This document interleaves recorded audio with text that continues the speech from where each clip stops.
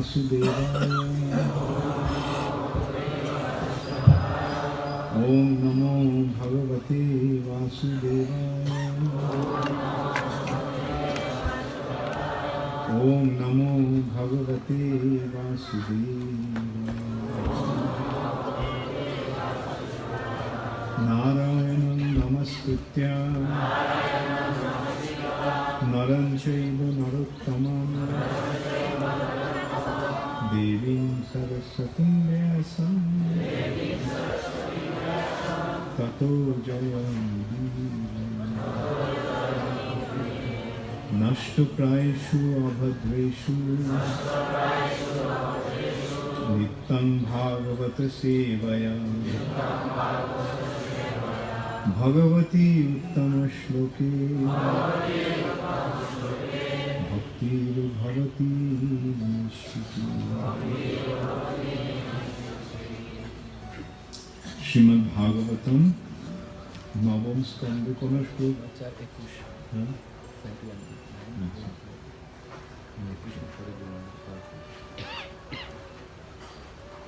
नय 4:21।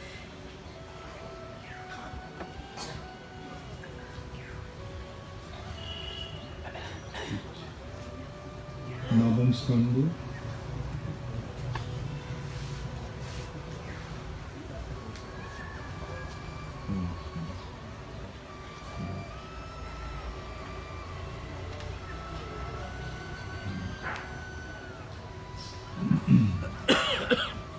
नवम स्कंद चतुर्थ अध्याय अम्बरीश महाराजेर चरणे दुर्वासमुनिर अपराध।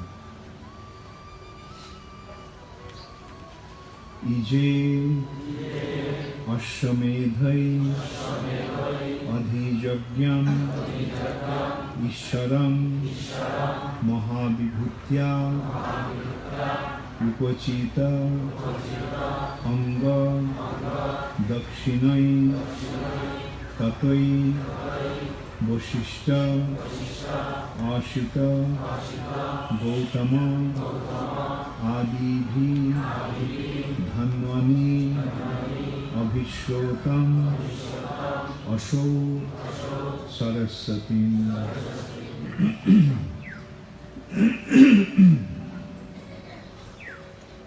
इजेष्यमेधैरधिजग्गमीश्वरम्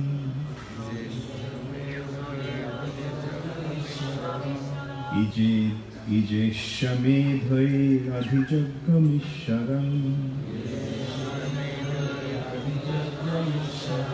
महाविभूतोपचिताङ्गदक्षिणै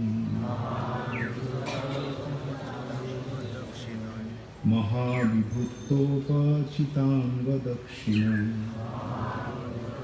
अच्छा तो कहिए ना।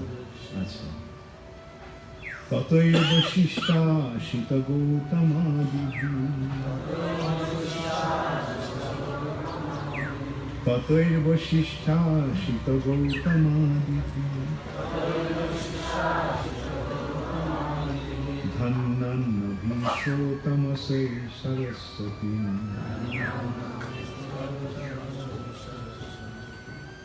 धन्वन्नभीषोतमसौ सरस्वती। वेरी गुड, खूब ভালো বলেছো তোমরা। যদি দেখনি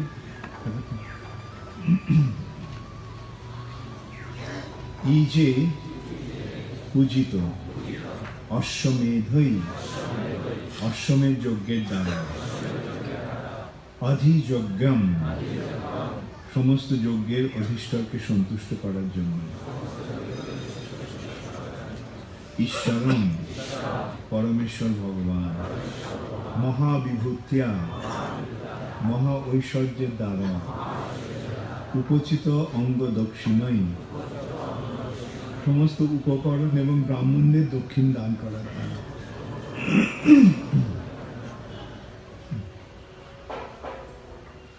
আবার বলছেন উপচিত অঙ্গ দক্ষিণায়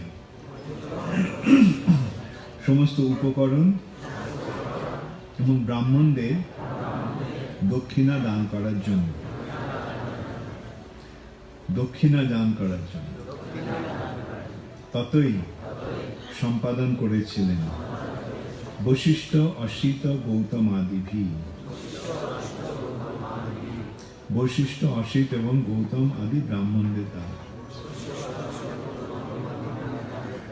ধন্যনি মরুভূমিতে অভিশ্রৌতম নদীর জলের দ্বারা প্লাবিত। অশোক মহারাজ অম্বরীশ সরস্বতী নদীর তীরে। অনুবাদ: মরুপ্রদেশে যেখানে সরস্বতী নদী প্রবাহিত হয় সেখানে অম্বরীশ মহারাজ অশ্বমেধ আদি যজ্ঞের দ্বারা যজ্ঞেশ্বর ভগবানের সন্তুষ্টি বিধান করেছিলেন। এই প্রকার যজ্ঞ মহা ঐশ্বর্য, উপযুক্ত উপকরণ এবং ব্রাহ্মণদের দক্ষিণা দান করার দ্বারা অনুষ্ঠিত হয়। যজ্ঞের যজমান রাজার প্রতিনিধিত্ব করে বশিষ্ঠ, অসিত, গৌতম প্রমুখ মহাত্মারা এই সমস্ত যজ্ঞের তত্ত্বাবধান করেছিলেন। আপনারাও বলুন আমার সঙ্গে: মরুপ্রদেশে যেখানে সরস্বতী নদী প্রবাহিত হয় সেখানে অম্বরীশ মহারাজ অশ্বমেধ আদি যজ্ঞের দ্বারা যজ্ঞেশ্বর ভগবানের সন্তুষ্টি বিধান করেছিলেন। এই প্রকার যজ্ঞ মহা ঐশ্বর্য, উপযুক্ত উপকরণ এবং ব্রাহ্মণদের দক্ষিণা দান করার দ্বারা অনুষ্ঠিত হয়। যজ্ঞের যজমান রাজার প্রতিনিধিত্ব করে বশিষ্ঠ, অসিত, গৌতম প্রমুখ মহাত্মারা এই সমস্ত যজ্ঞের তত্ত্বাবধান করেছিলেন। শিল প্রভুপাদের তাৎপর্য: বেদের নির্দেশ অনুসারে যজ্ঞ অনুষ্ঠান করতে হলে যাজ্ঞিক ব্রাহ্মণ নামক সুদক্ষ ব্রাহ্মণদের প্রয়োজন হয়। কলিযুগে কিন্তু এই প্রকার ব্রাহ্মণ নেই। তাই শাস্ত্রে কলিযুগে সংকীর্তন যজ্ঞ অনুষ্ঠান করার নির্দেশ দেওয়া হয়েছে। যজ্ঞই সংকীর্তন প্রায়ই যজন্তি হি সুমেধসঃ। যাজ্ঞিক ব্রাহ্মণ না থাকায় এই কলিযুগে কর্মকাণ্ডী যজ্ঞ অনুষ্ঠান করা অসম্ভব। তাই তথাকথিত যজ্ঞ অনুষ্ঠানের দ্বারা অনর্থক অর্থ ব্যয় না করে বুদ্ধিমান মানুষরা সংকীর্তন যজ্ঞ করেন। ভগবানের সন্তুষ্টি বিধানের জন্য যথাযথভাবে যজ্ঞ অনুষ্ঠিত না হলে অনাবৃষ্টি হবে। যজ্ঞাৎ ভবতি পর্জন্য। তাই যজ্ঞ অনুষ্ঠান করা অবশ্য কর্তব্য।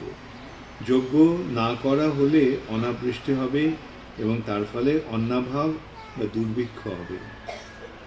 তাই রাজার কর্তব্য শস্য উৎপাদন করে অশ্বমেধ আদি যজ্ঞ অনুষ্ঠান করা।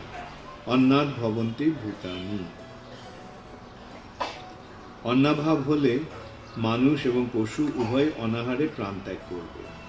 তাই রাষ্ট্রপ্রধানদের যজ্ঞ অনুষ্ঠান করা কর্তব্য, কারণ যজ্ঞের প্রভাবে মানুষ পর্যাপ্ত পরিমাণে খাদ্যশস্য প্রাপ্ত হবে। ব্রাহ্মণ এবং যাজ্ঞিক পুরোহিতদের সুদক্ষ সেবার জন্য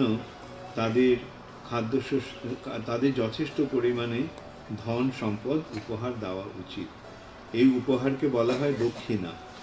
রাজারূপে অম্বরীশ মহারাজ বশিষ্ঠ, গৌতম, অসিত আদি মহাত্মাদের দ্বারা এই সমস্ত যজ্ঞ অনুষ্ঠান করিয়েছিলেন। তিনি কিন্তু এই সমস্ত যজ্ঞের ব্যাপারে আসক্ত না হয়ে স্বয়ং হরিভজনে নিযুক্ত থাকতেন, যে সম্বন্ধে পূর্বে উল্লেখ করা হয়েছে। সবই মন কৃষ্ণ পদারবিন্দয়। রাজা অর্থাৎ রাষ্ট্রপ্রধানের অবশ্য কর্তব্য হচ্ছে সব কিছু যে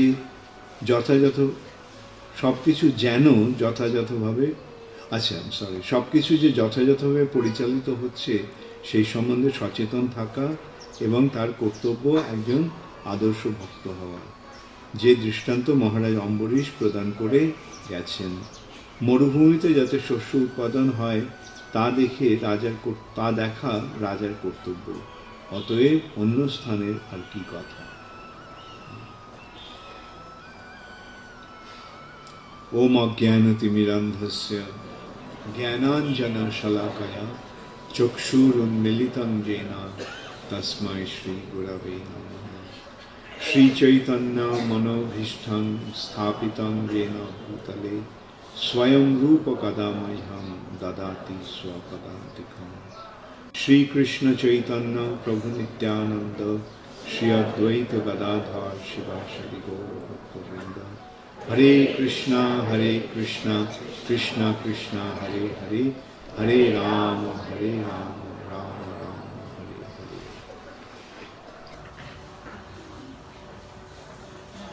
এখানে অম্বরীশ মহারাজের কাহিনী বর্ণিত হচ্ছে এবং সেই সূত্রে এখানে বর্ণনা করা হচ্ছে কিভাবে অম্বরীশ মহারাজ যজ্ঞ অনুষ্ঠান করতেন এবং সেই যজ্ঞ অনুষ্ঠানের ফলে বৃষ্টি হতো এবং বৃষ্টি হওয়ার ফলে যথেষ্ট খাদ্যশস্য উৎপন্ন হতো এবং তার এই যজ্ঞের প্রভাবে মরুভূমিতে পর্যন্ত জল পাওয়া যেত এবং সেখানে খাদ্যশস্য উৎপন্ন হতো। এই সূত্রে শ্রীল প্রভুপাদ এই তাৎপর্যে রাজার কর্তব্য বিশ্লেষণ করছে।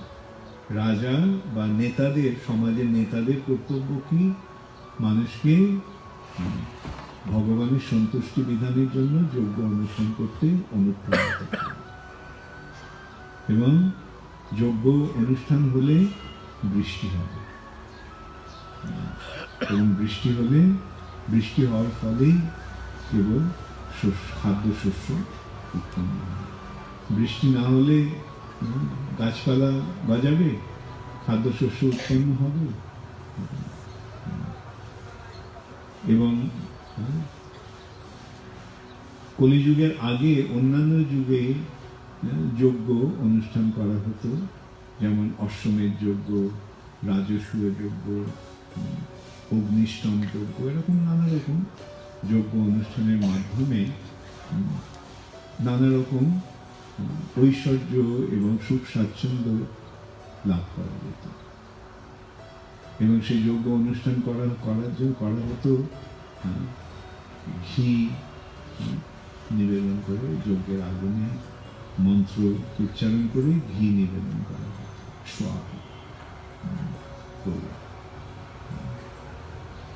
সাহা, আগুনে আহুতি দিতে হলে সাহা শব্দ উচ্চারণ হয়।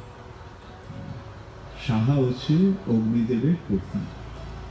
যেমন রাধারানীর মাধ্যমে আমরা কৃষ্ণের কাছে যাই, সীতা দেবীর মাধ্যমে রামচন্দ্রের কাছে যাই, সীতারাম, রাধা কৃষ্ণ, তেমনি সাহার মাধ্যমে অগ্নিদেবকে এই নিবেদন করা হতো এবং সেই যজ্ঞের ফলে ভগবান, যিনি হচ্ছেন যজ্ঞের ঈশ্বর, ভগবানের আরেকটা নাম হচ্ছে যজ্ঞেশ্বর, কেননা সমস্ত যজ্ঞের ভোক্তা হচ্ছেন তিনি। ভোক্তারম যজ্ঞ তপস্যাম সর্বলোকমহেশ্বর।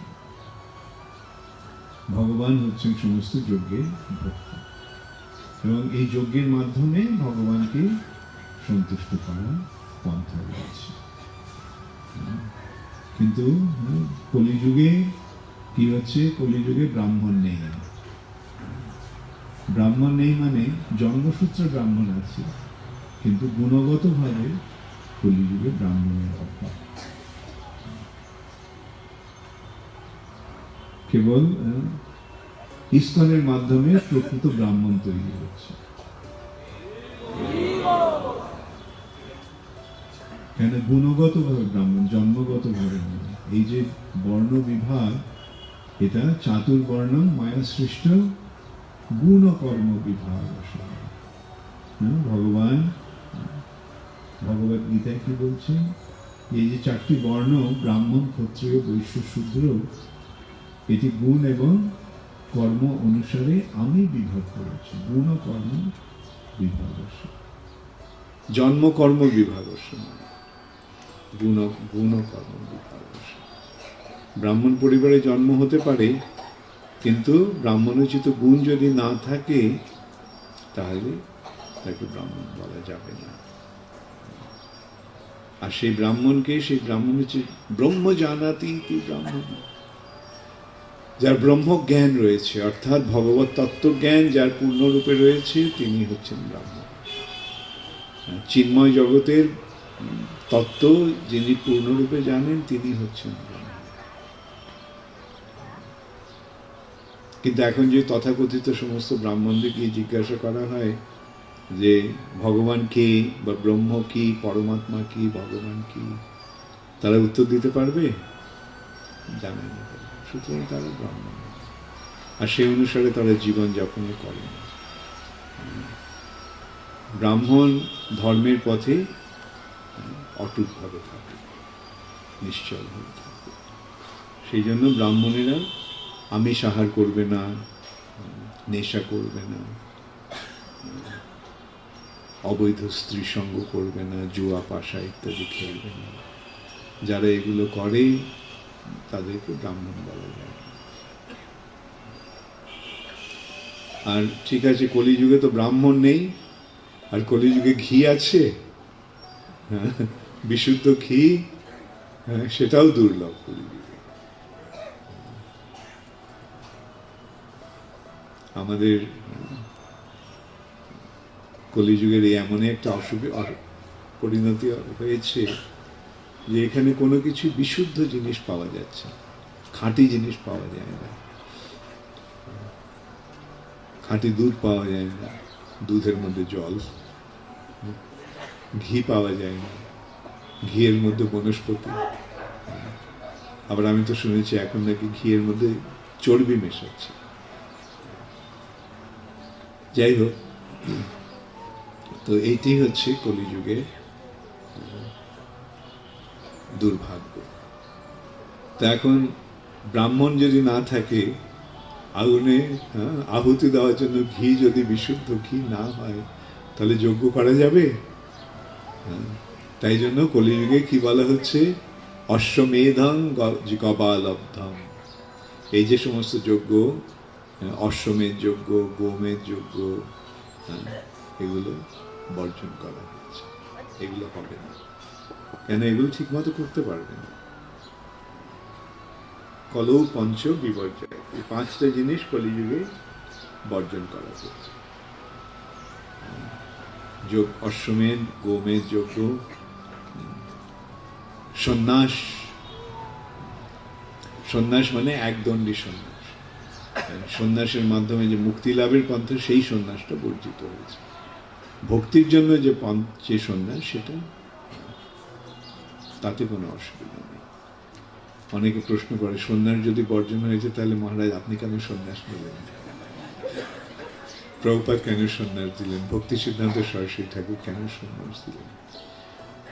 সন্ন্যাস দু রকমের সন্ন্যাস আছে, একটা একদণ্ডী সন্ন্যাস, আর একটা ত্রিদণ্ডী সন্ন্যাস। একদণ্ডী সন্ন্যাসটা মুক্তির লাভের জন্য, সেই সন্ন্যাসের মাধ্যমে মুক্তি লাভ এই যুগে হবে না। কিন্তু ত্রিদণ্ডী সন্ন্যাস যা হচ্ছে ভক্তি, তিনটি দণ্ড হচ্ছে কায়, মন এবং বাক্য ভগবানের চরণে, ভগবানের সেবায় নিয়োজিত। সেই সন্ন্যাস কলিযুগে আছে। অশ্বমেধং গবালব্ধম সন্ন্যাস পলপৌত্রিকম, অর্থাৎ শ্রাদ্ধে পল অর্থাৎ মাংস নিবেদন, এটাও কলিযুগে বর্জন। আর দেবরেন ও সুতোৎপত্তি, দেবরের দ্বারা যদি সন্তান উৎপাদন, এটার প্রচলন অন্যান্য যুগে আছে। বিধবা ভাতৃবধূর গর্ভে সন্তান উৎপাদনের জন্য দেবর সন্তান উৎপাদন করতে পারত অন্যান্য যুগে, তো সেটাও কলিযুগে বর্জন। দেবরেন অসুতোৎপত্তি, কলৌ পঞ্চ বিবর্জয়, এই পাঁচটি কলিযুগে বর্জন করা হয়েছে। তো যজ্ঞ তো বর্জন হলো, তাহলে কি হবে? তাই কলিযুগে একটা বিশেষ যজ্ঞের অনুষ্ঠান হয়েছে। সেই বিশেষ যজ্ঞটা কি? সেই বিশেষ যজ্ঞটা হচ্ছে সংকীর্তন যজ্ঞ। সংকীর্তন, যজ্ঞই সংকীর্তন প্রায়। এই যজ্ঞের বৈশিষ্ট্যটা কি? এই যজ্ঞে আগুনে ঘি দিতে হয় না। এই যজ্ঞের যজমান করার জন্য ব্রাহ্মণের দরকার হয় না। আর এই যজ্ঞ সকলে করতে পারে। অন্যান্য যজ্ঞ করতে অনেক ধন সম্পদের প্রয়োজন হতো। যুধিষ্ঠির মহারাজ যখন ঠিক করলেন অশ্বমেধ যজ্ঞ করবেন, তখন তিনি কি করলেন? তার 4 ভাইকে 4 দিকে পাঠালেন, ভীম, অর্জুন, নকুল এবং সহদেব। এরা 4 দিকে গিয়ে রাজ্য জয় করে ধন সম্পদ নিয়ে এলেন। তখন তিনি যজ্ঞ অনুষ্ঠান করলেন। তার মানে বোঝা যাচ্ছে যে এই যজ্ঞ করার জন্য কত ধন সম্পদের প্রয়োজন। এক সময় এক রাজার ধন সম্পদের প্রয়োজন হয়েছিল। কি করে কোথায় ধন সম্পদ পাওয়া যাবে? তখন তাকে ব্রাহ্মণের তার মন্ত্রীরা সংবাদ দিলেন যে অমুক জায়গায় হিমালয়ে যে কোনো রাজা যজ্ঞ করেছে, সেই যজ্ঞে যে সমস্ত সামগ্রীগুলো ছিল সেগুলো ওখানেই রয়ে গেছে, তো সেগুলো আপনি নিয়ে আসতে। তার বোঝা যাচ্ছে যে মানে সোনার সমস্ত সম্ভার, বাসনপত্র, ধন দৌলত, মণিমুক্তা, এগুলো সমস্ত যজ্ঞে ব্যবহার করা হয়েছে। আর যজ্ঞের পর সেগুলো ফেলে চলে গেছে। উদ্দেশ্যটা যে ভগবানের সন্তুষ্টি বিধান, সেই জন্য তারা সেগুলো নিয়ে যায়নি। এখন থেকে আমরা বুঝতে পারছি যে একটা যজ্ঞ করতে হলে কত ইয়ের আয়োজন হতো। যেমন ব্রাহ্মণদের দান করা হতো, সেকে ক্ষত্রিয় রাজাদেরকে নিমন্ত্রণ করে এনে তাদেরকে আতিথ্য করা হতো। এগুলো অনেক ব্যয় বহুল। সুতরাং এই যে যজ্ঞ অনুষ্ঠান, সেই যজ্ঞ অনুষ্ঠান করার জন্য যে ধন সম্পদের প্রয়োজন, সেই ধন সম্পদও কারণ নেই। আর যাদের আছে তাদের ওই যজ্ঞ করার মনোবৃত্তি নেই। যজ্ঞ অন্যান্য যুগে রাজারা করতেন, রাজারা যজ্ঞ করতেন ব্রাহ্মণদের দিয়ে, এবং তাদের যে ধন সম্পদ ছিল সেগুলো তারা ব্যবহার। সাম্প্রতিক কালেও আমরা ইতিহাসে পড়েছি যে ভারতেরই একজন রাজা হর্ষবর্ধন, তিনি এরকম যজ্ঞ অনুষ্ঠান করেন। যজ্ঞের শেষে তিনি যখন দান করতে থাকেন, দান করতে করতে সব কিছু তিনি দান করে দিলেন। তার বাকি কি রইল? সবকিছু তো দিয়ে দিয়েছেন। অবশেষে সে তার নিজের কাপড়গুলো খুলে সেগুলো দান করে দিয়েছে। এইভাবে তারা দান করত। এখন কলিযুগে তো সেটা করা সম্ভব হবে না কারোর পক্ষে। তাই জন্য কলিযুগে কি করা হচ্ছে? কলিযুগে সংকীর্তন যজ্ঞ। এই সংকীর্তন যজ্ঞে আগুনে ঘি আহুতি দিতে হয় না, ব্রাহ্মণদের দিয়ে মন্ত্র পড়াতে হয় না, সকলেই মন্ত্রটা পড়তে পারে, হরে কৃষ্ণ মহামন্ত্র। আর ধন সম্পদের প্রয়োজন হয় না।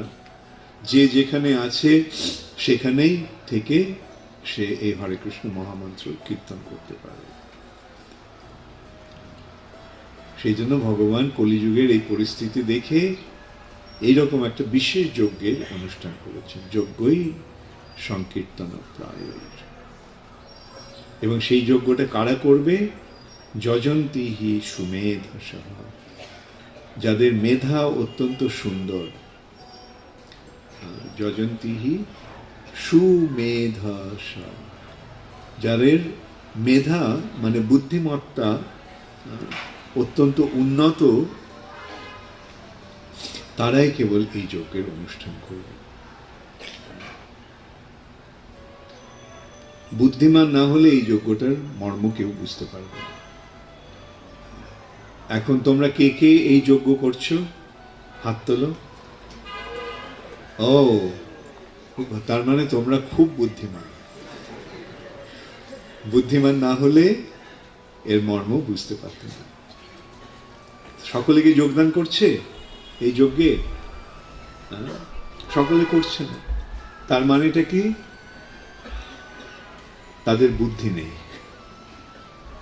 কেন এত সহজে এই যজ্ঞটা অনুষ্ঠান করা যায়, এবং এই যজ্ঞের ফলে কি হয়? ভগবান সন্তুষ্ট হন। ভগবান সন্তুষ্ট হলে আর কোনো অভাব থাকে? হ্যাঁ, ভগবান সন্তুষ্ট হলে আমরা সব কিছু অনায়াসে পেতে পারি। সেইটি হচ্ছে এই ভগবানকে সন্তুষ্ট করার পন্থা।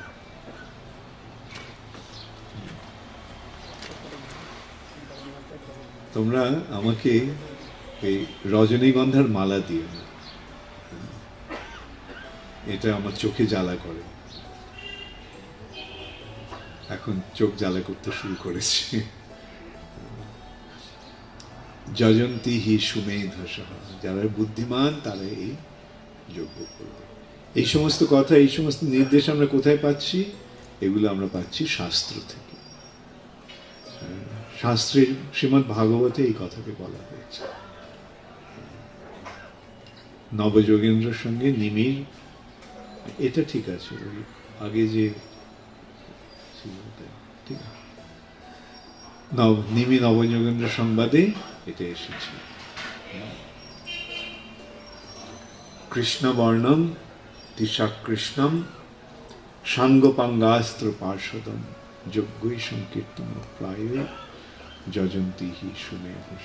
যারা সুমেধা সম্পন্ন, যারা অত্যন্ত বুদ্ধিমান, তারা এই সংকীর্তন যজ্ঞে করে কৃষ্ণ আরাধনা। এই যুগে শ্রীকৃষ্ণের আরাধনা কিভাবে হবে? সংকীর্তন যজ্ঞের মাধ্যমে। যজ্ঞই সংকীর্তন প্রায়। এবং সেই যজ্ঞের ফলে কি হবে? এই যজ্ঞের, সংকীর্তন যজ্ঞের প্রভাবটা কিরকম? হরে কৃষ্ণ মহামন্ত্র উচ্চারণের প্রভাবটা কিরকম? এই যে শব্দ তরঙ্গ, এটা যতদূর যাবে ততদূর সেখানকার সমস্ত বাতাবরণ পবিত্র হয়ে যাবে। একদিক দিয়ে কলিযুগটা হচ্ছে দোষের নিধি, কলিযুগটা হচ্ছে পাপের সমুদ্র, কলের দোষে নিধে রাজন। অস্তি হি এক মহান গুণ, একটা মহান গুণ রয়েছে এই কলিযুগে। কীর্তনাদেব কৃষ্ণস্য মুক্ত সঙ্গ পরম ব্রজেত। এই কৃষ্ণ নাম সংকীর্তনের ফলে জীব এই জড়জগতের বন্ধন থেকে মুক্ত হয়ে যেত। মুক্ত সঙ্গ পরম ব্রজেত। এখন যারা এই যজ্ঞ করবে এই সংকীর্তনের মাধ্যমে, এই যে একটা কথা যেটা বললাম, একদিকে এটা পাপের সমুদ্র, কলিযুগের স্থিতিটা এমন যে এই মানে একটা পাপের সমুদ্র যেন এই কলিযুগ, চারদিকে পাপ, তাই না? মানুষ নানা রকম অন্যায় আচরণ করছে, সমস্ত পাপে এই জগৎটা ভরে গেছে। কিন্তু সেই কলিযুগের একটা মহান গুণ হচ্ছে কীর্তন করা, হরে কৃষ্ণ মহামন্ত্র কীর্তন। হরে কৃষ্ণ কৃষ্ণ কৃষ্ণ হরে হরে, হরে রাম রাম রাম হরে। এবং তার ফলে কি হচ্ছে? এই কলিযুগে এই যে হরে কৃষ্ণ, একদিকে এটা পাপের সমুদ্র, আর এই হরে কৃষ্ণ মহামন্ত্রের প্রভাবে কি হচ্ছে? সমস্ত পাপগুলো নষ্ট হয়ে যাচ্ছে। এই যে শব্দ তরঙ্গ পাপগুলিকে নষ্ট করে দিচ্ছে। কিভাবে? কেন এই যে হরে কৃষ্ণ মহামন্ত্র, এটা ওই জগতের বাণ, এই জগতের শব্দ নয়, এটা ওই জগতের শব্দ, চিৎ জগতের শব্দ। এবং সেই শব্দ তরঙ্গের এমন প্রভাব যে সমস্ত পাপ ধ্বংস করে দেয়, পাপ ধ্বংস করে দিয়ে যে পবিত্র পরিবেশ সৃষ্টি করে। আর যারা করে তারা ভগবানের কৃপা লাভ করে। ভগবানের কৃপার প্রভাবে কি হয়? ভগবানের কৃপার প্রভাবে আমাদের যা কিছু প্রয়োজন সেগুলো সমস্ত আমরা পেয়ে যাই। ভগবানই তো আমাদের সবকিছু দিচ্ছেন, তাই না? কৃপা করে ভগবান সবকিছু আমাদের দিচ্ছেন। কিন্তু আমরা যদি অন্যায় আচরণ করতে থাকি তাহলে সেই সমস্ত সুযোগ আমরা হারাবো, যার ফলে যে ভগবান অন্যায়ের ফলে, পাপের ফলে কি হয়? পাপের ফলে পরিবেশটা কলুষিত হয়ে যায় এবং তখন নানা রকম অমঙ্গলের সৃষ্টি হয়। যেমন অনাবৃষ্টি হয়, যজ্ঞের প্রভাবে বৃষ্টি হয়, যজ্ঞের প্রভাবে ভগবান সন্তুষ্ট হন বলে বৃষ্টি হয়। কিন্তু যজ্ঞ না হলে কি হবে? বৃষ্টি হবে না। আর বৃষ্টি না হওয়ার ফলে কি হবে? বৃষ্টি না হলে শস্য উৎপাদন হবে, শাকসবজির ফলন হবে। আর এই যে শাক, আনাজ, শাক শস্য এগুলি যদি না হয় তাহলে আমরা খেতে পারবো? খাওয়ার থাকবে। তার খাবার না পেলে মানুষ কি হবে? অনাহারে মারা যাবে। মানুষ এবং পশু অনাহার। পরিস্থিতিটা যদিও অনেক খারাপ হয়েছে, কিন্তু এখনো সেই রকম পরিস্থিতি সৃষ্টি হয়নি, দুর্ভিক্ষ এখনো আসেনি। এবং আমরা তো বলবো এই হরে কৃষ্ণ মহামন্ত্রের কীর্তন হচ্ছে বলে সেই পরিস্থিতির সৃষ্টি হয়নি। অতএব অন্যেরা কি করুক সে নিয়ে আমাদের কোনো দুর্ভাবনা নেই, কিন্তু আমরাই হরে কৃষ্ণ মহামন্ত্র করে যাব এবং তার ফলে জগতে একটা সুন্দর পরিবেশ সৃষ্টি হবে এবং সেখানে প্রাচুর্য আসবে। এই পৃথিবীতে আজকে যে প্রাচুর্য, তা এই কৃষ্ণ ভক্তির প্রচার হচ্ছে বলে। এই সূত্রে আমি ব্যক্তিগত একটা অভিজ্ঞতার কথা আমি তোমাদের বলবো। কয়েক বছর আগে, হয়তো 5-6 বছর আগে, 4-5 বছর আগে হবে, আমি অস্ট্রেলিয়াতে ছিলাম। অস্ট্রেলিয়াতে ব্রিসবেন বলে একটা শহর আছে। তো সেই অঞ্চলে অনাবৃষ্টি হয়েছিল, 2 বছর ধরে বৃষ্টি হয়নি। অতএব পরিস্থিতি কিরকম বুঝতে পারছো। তা আমাকে যখন বলা হলো যে ওখানে 2 বছর বৃষ্টি হয়নি, তখন আমি বললাম ভক্তদের যে চলো আমরা গিয়ে হরিনাম কীর্তন করব, এবং হরিনাম কীর্তনের প্রভাবে দেখা যাক কি হয়। তো এই বলে আমরা বিকেলবেলা হরিনাম করতে বেরিয়েছি, হরিনাম করেছি। এবং তার পরদিন সকালে বৃষ্টি হতে শুরু হয়েছে।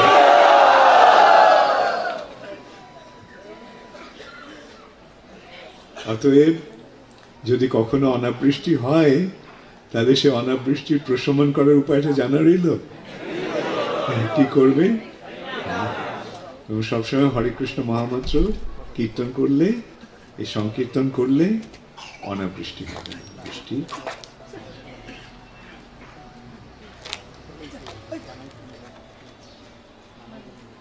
তোমরা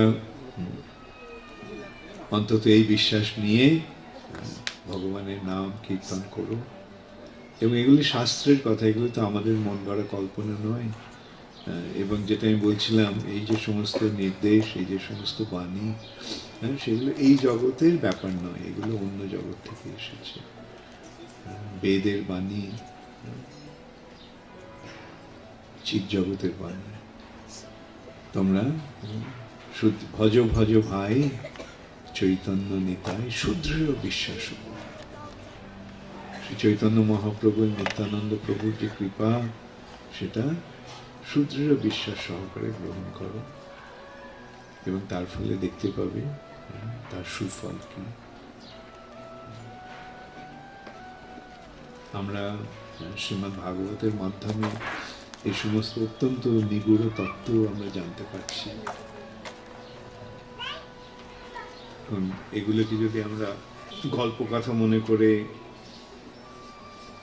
মন গড়া কাহিনী বলে মনে করে যদি আমরা এগুলোকে অবহেলা করি, তাহলে আমাদের দুর্ভাগ্য। কিন্তু আমরা যদি বিশ্বাস সহকারে এগুলোকে অবলম্বন করি, তাহলে আমরা দেখব তার সুফলটা কি।